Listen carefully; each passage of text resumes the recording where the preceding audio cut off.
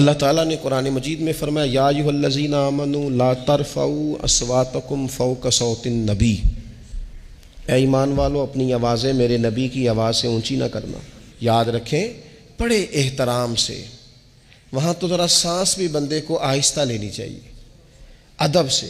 وہاں بھی اونچے اونچے ٹیلی فون، یہ اب میں لائیو چل رہے ہیں لائیو، اور ایسے ایسے بندے لائیو چلا رہے ہیں جن کے بارے میں خیال آتے ہیں کہ یار آپ مہربانی کریں موبائل چلانے کی بجائے تسبیح چلائیں، آپ موبائل چلانے کی بجائے زبان چلائیں، درود پاک پڑھیں۔ کہتے ہیں یہ اب میں اتر گیا ہوں، یہ اب میں پہنچ گیا ہوں، یہ اب میں کھڑا ہو گیا ہوں، یہ دیکھو اب یہ سامنے بیت اللہ شریف نظر آ رہا ہے، یہ اب دیکھو حجر اسود کی زیارت کر لو۔ بھائی چھوڑ دے، تو اللہ کی بارگاہ میں تو حاضر ہے، تو غور تو کر، تو کہاں کھڑا ہے؟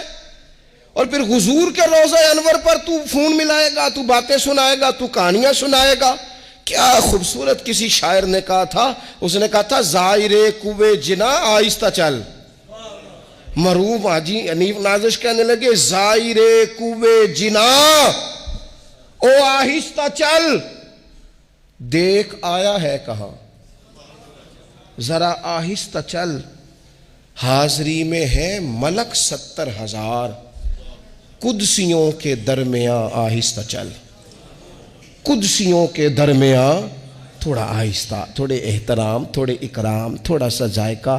یہ آیت جب نازل ہوئی نا تو حضرت صدیق اکبر رضی اللہ تعالیٰ عنہ حضور سے اس طرح بات کرتے تھے جس طرح کان میں سرگوشی نہیں کی جاتی، ڈر آتا تھا کہیں اعمال نہ ضائع ہو جائے۔ حضرت عمر اتنا آہستہ بولتے تھے اس آیت کے بعد کہ حضور کو پوچھنا پڑتا تھا کیا کہا آپ نے؟ صحابہ حضور کے دروازے پہ جاتے تھے تو یوں دستک نہیں دیتے تھے، یوں ناخنوں سے ہلکا ہلکا، کہیں اے پائے نظر ہوش میں آ، یہ کوہ نبی ہے، آنکھوں سے بھی چلنا یہاں بے ادبی ہے۔ حضرت عمر بن عاص رضی اللہ تعالیٰ عنہ جلیل القدر صحابی ہے۔ ابن شماسہ کہتے ہیں ان کے انتقال کے وقت میں ان کے پاس گیا تو میں نے ان سے قبول اسلام کی کیفیت پوچھی تو وہ کیفیت بتا رہے تھے، تو بتاتے بتاتے کہنے لگے مجھ سے حضور کا حلیہ نہ پوچھنا، اس لیے کہ میری آنکھوں نے کبھی اتنی جرت نہیں کی کہ میں نظر بھر کے حضور کے چہرے کی زیارت کر لوں۔ نظر صحابہ، حضرت برا بن عازب کہتے ہیں میں نے ایک سوال پوچھنا تھا حضور سے، ایک سوال، دیکھو میں کیا کہنے لگا ہوں۔